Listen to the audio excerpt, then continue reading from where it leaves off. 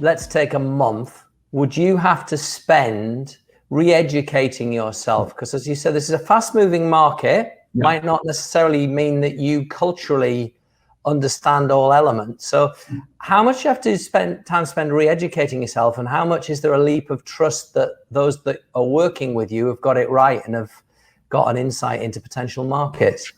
Right. Yeah. I mean, the thing is that I was very fortunate that I'd lived in Miami for 6 years previously, and I love football, right? So I was kind of in the subculture of football because I fancy myself a bit of a footballer, however bad I actually am.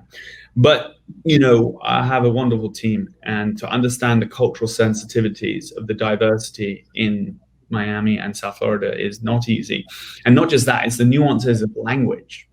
And so that's why we're very careful in what language we use. And that's why, football is the only word more or less that goes both ways in the language. We respect the Spanish language, we respect the English language. Because I'll tell you, in South Florida and Miami, there's a real tendency for people to speak Spanglish, but we made the conscious decision to respect the two languages. And the only word that goes both is football. And then we talk of La Familia, who are the three supporters clubs, and they're considered La Familia. But yeah, there's a constant education process. And, I have the team for me that they're on the ground, grassroots, really seeing what's happening culturally in Miami, Fort Lauderdale, and feeding us insights all the time. So, I have to respond. My job is to respond to this stuff and craft the story. There are others who are actually mining these insights. Yeah, I mean, we should just explain for anybody that doesn't know. Is it it's over 70% of the people of Miami are of Hispanic or Latin descent of some sort. So that gives you, does that sound about right?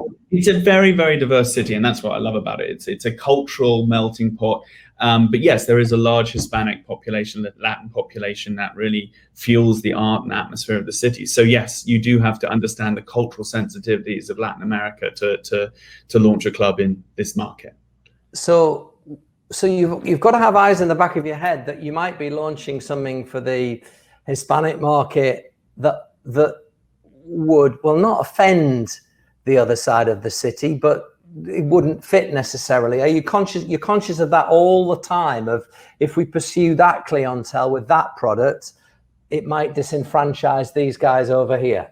Well, yeah, I mean, yes, we are trying to be as sensitive as possible. What we call is a culture out approach, whereas anything we do, we look at the cultural insight and the data insight and merge the two. So what we're thinking, and there is an element of gut to responding to as well, but we're looking for those two insights. And again, that's why we landed on football, because it gives you something to push against with football in America. Football is known internationally. The fans who have been waiting for this team, football fans. So that's one of the reasons. And then La Familia is another one of like family. La Familia is a kind of a word that culturally is ingrained into both languages now. But yeah, I mean, we have to be, but the trick is that we are guided by the freedom to dream and this aspirational idea. So that's what comes first. And then we look at the cultural and data insights to see and make the best decision we can with the information we have. But yeah, it's, you have to be very careful, put it that way, very, very careful. So there are different KPIs for different things. It will be, there is obviously the revenue portion, there are merchandise sales, but I will, for those not familiar with the MLS, it's a single owned entity. So there's a shared revenue structure within there. So that's one thing that's different to clubs. So when we don't set the pricing for our jerseys either, MLS does. So I just want to make that clear too. But yeah, there is an element of that. There is also, brand equity, our digital social following, and the increase in there, the engagement level is critical.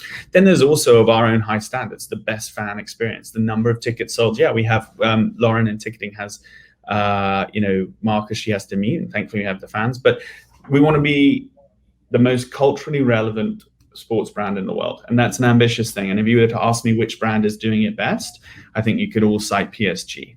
So if we could one day do it as well as PSG, that would be amazing. And you always you need something to aim for, and so that's what we're trying to do in terms of that. But on the field, we want to be the best football club on the field, and we want to have the best foundation. So we're ambitious, but we're also humble enough to know it doesn't come overnight. Rome isn't built in a day, and we have to take one step. And that's why it's critical to have these foundation blocks of this idea of freedom to dream.